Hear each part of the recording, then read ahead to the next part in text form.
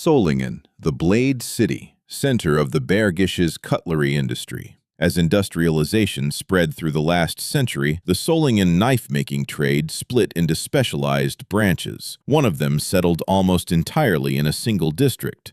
Untersberg, a small stream ran through it, joined by another. That water meant grinding shops could be built here without paying for power. Small workshops, cheap rent, room enough for a family trade, and not much more. This is where our story is set. Walter Krebs remembers it this way. He is 87 years old now, a lifelong Einsteckarbeiter from Untersberg. His workshop sits below his own house, reached through the garden down into the cellar, set up more than 60 years ago. For this film, Krebs demonstrates the working techniques of an Einsteckarbeiter, a writer who assembles knives and forks by fitting handle and blade together through a bone, horn, or wood insert and aligning them true. To make a metal-handled knife, Krebs first has to shorten the blade's tang. Every blank arrives a different length. On the press, he cuts each one down to 24 millimeters, the earl, the tapered tongue behind the hidden blade head that will disappear inside the handle. That measurement is not arbitrary. Too long and it won't seat. Too short and there's nothing left to anchor the blade. One press stroke, one consistent length. Every knife starts here.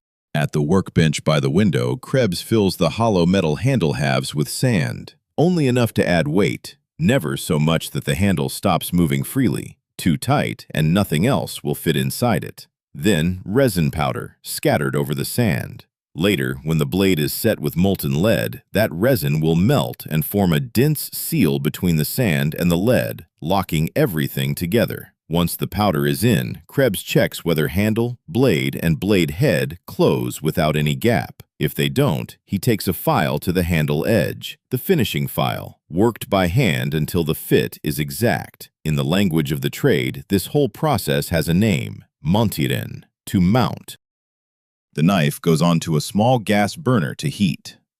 The single most important tool in finishing metal cutlery is the Einbleiapparat, the lead-pouring jig. Krebs clamps both knife halves into it. Handle and blade can be shifted with adjustment screws until the knife sits perfectly true. Only then does he pour molten lead into the handle and drive the blade home. This jig was not always here. A Düsseldorf engineer built the design in the 1920s, specifically to make this work easier. Before that, everyone poured lead by hand, blind, by feel alone. Krebs got his own jig machine around 1930. Before that, he too worked without one. Every Einsteckarbeiter workshop needs a buffing stand, what Krebs calls the Fließbock. Fitted with the right wheels, a finished piece of cutlery can be ground down, fine-polished, and buffed here, one stage at a time. Krebs grinds the seam, the exact line where blade head meets handle, to remove any trace of lead left behind by the pour. Underneath the bench sits something else entirely, a wave grinding machine. Serrated blade grinding was never officially part of an Einsteckarbeiter's job. That work belonged to the supplying factories, not the home workshop. Krebs learned it anyway, but not until later. Not until the early 1950s, after he had already passed his master's examination. He laughs about it now. At the buffing stand, the final stage, the knife is polished on a cloth wheel, pre-treated with polishing compound, until the metal shines. Walter Krebs was born in 1901 in the Bergisches Land. Between 1915 and 1918, as a boy, through the last years of the First World War, he learned the writer's trade at the Stahlwagen factory itself. Not in a private workshop, inside the company. When his apprenticeship ended, Krebs stayed on with the same firm. Then, in 1923, he made a different decision. He would open his own workshop. He remembers it with real pleasure, even now, setting up in that cellar room, learning as he went because nobody handed him a rule book. You simply worked it out in the dark, on your own, until you understood the trade the way it actually behaved in your own hands. Slowly, he became independent, and almost immediately, inflation hit. The value of everything, including an electric motor he'd been saving for, shifted week to week. He describes trying to buy that motor while the numbers moved under him, faster than he could keep pace. Even that didn't stop him. That is the first method, the one used for metal-handled cutlery.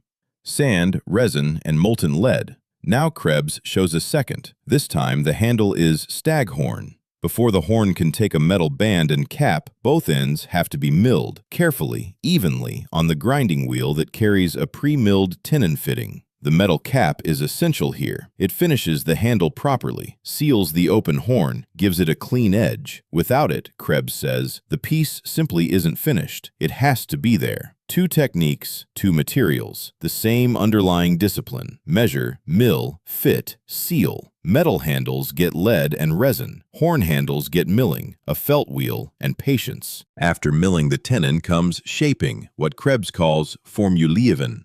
He resets the press bench, swaps the milling wheel for a felt one. Above the press axis sits a hinged dust cover, a proper extraction box. It wasn't always this way. Krebs remembers the older setup, just a bench and a board angled so the dust wouldn't fly straight into your face. Everything else simply scattered through the room. The felt and polishing wheels are treated differently depending on what material is being worked and which wheel is in use. Different pastes, different greases for different jobs. For shaping the horn on the felt wheel, Krebs coats it with a pumice and oil mixture. To fit the tenon together properly, the horn halves are milled from both sides, and the drilled bores have to meet exactly at the center. Not close, exact. Miss that center by even a fraction, and the whole piece sits crooked. At the vise, Krebs files both ends of the handle, the finishing file working the joint down to true. To hold it steady while filing, the horn handle is mounted on a tapered pin, itself locked in the workbench vise. The files used to prepare band, cap, and blade fitting weren't bought from a catalog. Krebs made them himself. Once the fit is right, the blade can be set. For this, Krebs uses a mixture of resin and what he calls Schlimmkreide, a fine chalk. He states the ratio plainly: a few kilograms of resin, roughly 1 kilogram of chalk. The chalk is what gives the melted mixture the right consistency. Heated together, it becomes a thick, syrupy liquid, not too thin, not too stiff. The blade goes in, and Krebs aligns it by eye alone. No jig for this step, no gauge. 60 years of doing this by hand, and his eye has become the instrument. Once the knife cools, any resin residue left at the seam between handle and blade gets cleaned away. Then, at the buffing stand, one final pass, band and cap polished fine. Now, the working life behind all of this. Einsteckreiter, like Krebs, were one of many specialized trades that supplied Solingen's steel goods factories, but they worked from home, not inside the factory walls. They were organized into an association which negotiated wages fixed in official price lists. In 1930, staghorn handle work paid roughly 45 marks for a full day's output. A skilled writer could produce around 6 pairs of pearwood cutlery in a single day, but pearwood sets were cheap. To make a living wage on work that inexpensive, you needed volume, at least 15 to 20 dozen a day, every day. That is the arithmetic an entire trade lived inside, not the romance of craftsmanship alone. The math of piecework paid by the dozen in a home workshop with no factory floor behind it. Krebs prepares handles for knives now using a combined method, resin and lead together. First, he refiles the tenon, then fits the band, then seats the blade tang into the handle. Same discipline, same patience. Different materials, same math underneath it. The raw materials didn't come from Krebs alone. The factory supplied everything: handles, bands, caps, blades. Riders collected the raw parts directly from the company and returned the finished cutlery to the same place. How much work came in depended on two things: what type of cutlery was ordered and how full the factory's order book happened to be that month. But not everything was provided. Lead, resin, and polishing compound. Those the rider had to source himself. For that privilege, he paid the supplying company a 20% material surcharge on top. Home worker, own tools, own consumables, paid by the piece, taxed on the materials he bought to make each piece. That was the economics of being an Einsteckreiter in Solingen. Krebs distinguishes two methods for setting a blade. For metal, bone, mother of pearl, or wood handles, there is a simpler approach, a shorter blade tang, set with resin alone, no lead required. Now he shows the second. First, a preheated blade, the tang glowing before it ever touches the handle. To keep the pore opening clear for the molten lead that comes later, he inserts a temporary rod into the handle head before anything else happens. Once the resin inside softens, Krebs works the molten lead in to lock the blade permanently in place. Freehand, no jig holding it steady, and in all his years working this way with pearwood and ebony handles, 6 pieces at a time, he says, one after another, quick as anything, he insists, remarkably, that he never once injured himself doing it. Any lead that drips over gets ground away afterward, then filed clean. Walter Krebs worked independently as an Einsteckwriter in his Untersberg workshop until 1950. After that, he spent 17 more years as production manager at Molten, a Solingen cutlery firm. But before any of that came the exam. He had already passed his master's examination in the knife forging trade. He tells it simply. He came back from the war in 1946. Word reached him that the trade guild had finally recognized Solingen's specialized crafts as proper apprenticeable trades under the knife forging profession. Before the war, that recognition hadn't existed. These were skills, but not officially certified ones. Now they were. That mattered to him. He signed up for courses, studied the smithing trade formally for the first time, despite decades of already doing the work.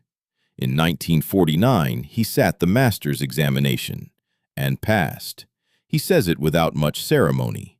It had been a lot to take in, but it was enjoyable work, and he says simply that he managed it well. Framed on the workshop wall, the Meisterbrief, Walter Krebs, Solingen, and etched directly into a finished blade, the proof itself.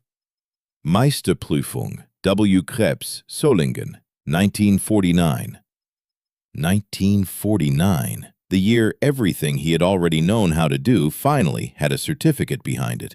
39 years before this film was made, Walter Krebs became, officially, a master of his trade. He had already been one for decades.